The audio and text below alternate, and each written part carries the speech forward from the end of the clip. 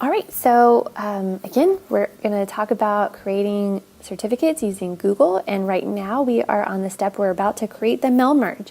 So to watch this video, you should have watched the previous video installing Autocrat in your add-ons. So if you haven't done that, go back. If not, let's go ahead and take a look at what this mail merge is going to look like.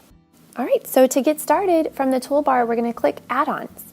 And we're going to click Autocrat from the list and click Open, or select Open, I'm sorry. And then on the startup screen, if you already have previous jobs, those might be listed. If not, you're just going to have a button that says New Job. So either way, look for that New Job button and let's get started. So the very first step of the mail merge is to name your merge job. So enter a name for the job. Remember, try to keep it really specific. So if you named your certificates 2018 template, then for your job, you might want to say 2018 awards for webinar, or awards for certificate. Sorry, I'm reading off of a guide. So just be very clear with your name because it makes life a lot easier. So once it's named, click Next, and now we get to choose the template. So we are going to locate that pre-made certificate, that design that you worked so hard on. In some cases, if you've recently opened it, it's going to populate right there for you, or it might be under the recently used. If not, you're just going to select from Drive, locate the folder that it was saved in, and then click it to select it and get it into that Choose Template window. So you're going to click Next to move to step 3 of the mail merge, and that's map source data to the template. And this is where you're going to match your dynamic fields to the names on the sheet. In some instances, it'll do it for you, which is fantastic. If it doesn't do it for you, there's just one quick step and it'll make life really easy.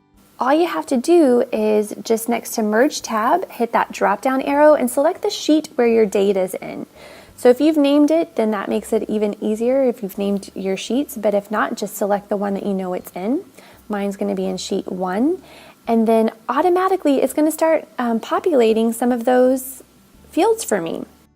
Don't always trust it though, because it can make a mistake or it might not find it. So of course, next to date, I'm going to have date, name, award, and so forth. So you just want to make sure to select the drop down and match it to your dynamic field. And this is why it was so important that your dynamic fields on the certificate match the header names so that you can make sure you don't make any mistakes. So now that we've got things all matched up, we're going to go ahead and click Next. And in the file settings, we're going to enter a file name for the merge report. So this is going to be stored in your Google folder, and you just want to know what it is. So I'm going to title mine 2018 Printed Certificates because I know that this is the file that I'm going to go ahead and print. Additionally, there are a few other things.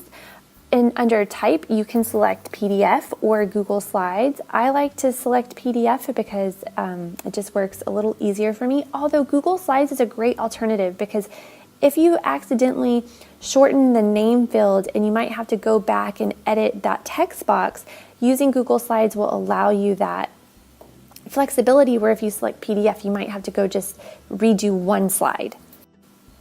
And then in addition, in the output as, you are going to select single output mode.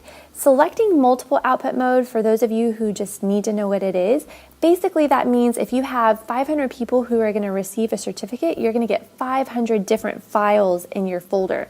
Single output mode is going to marry all 500 and you'll get 500 pages instead of 500 files.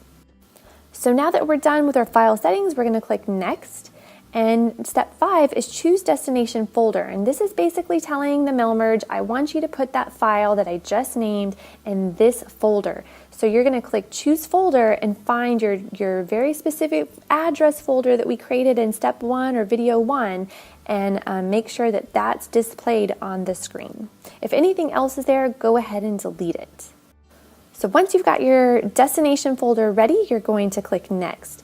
In the step 6, add dynamic folder reference, we are going to just click Next. We're going to skip that. And in step 7, set merge condition, it's also optional. We are going to click Next. We're not even going to bother with that. In step 8, share docs and send emails, you certainly could share this document with anybody. My suggestion though is to share the folder that you're storing all the items with so you don't have to worry about this step. So I'm going to share this with the colleagues I need to. So in step 8, I'm going to leave it share doc as no. Otherwise, you have some additional information that you'll have to enter in, and I'm going to take care of that on my Google folder side. So we've hit next on step 8, and now it's saying add, remove job triggers. So run on, and for both of these, honestly, I'm not going to explain both of them. We're just going to select no for both because we're going to run this as a one and done. All of our data is in there. Once we hit save, we're going to run the job next, and that's going to be it. We're not going to have to worry about setting any triggers for when information's added to the Google Sheet or the data. So go ahead and click save. All right, so we've returned back to our existing job screen, and your very specific name that you created in step 1 is going to be there. And you're basically going to hit that run button, which looks like the little play icon. And then once you do that, magical things are going to happen in the back of the screen on your Google Sheet. You're going to start seeing columns being added, letting you know that the job has been run. More importantly, if you go back and you visit your Google folder, you're going to see the file populate there, and then you're going to see those magical, fantastic certificates that you created, and you will be able to go ahead and print those and pass those out to your lovely students.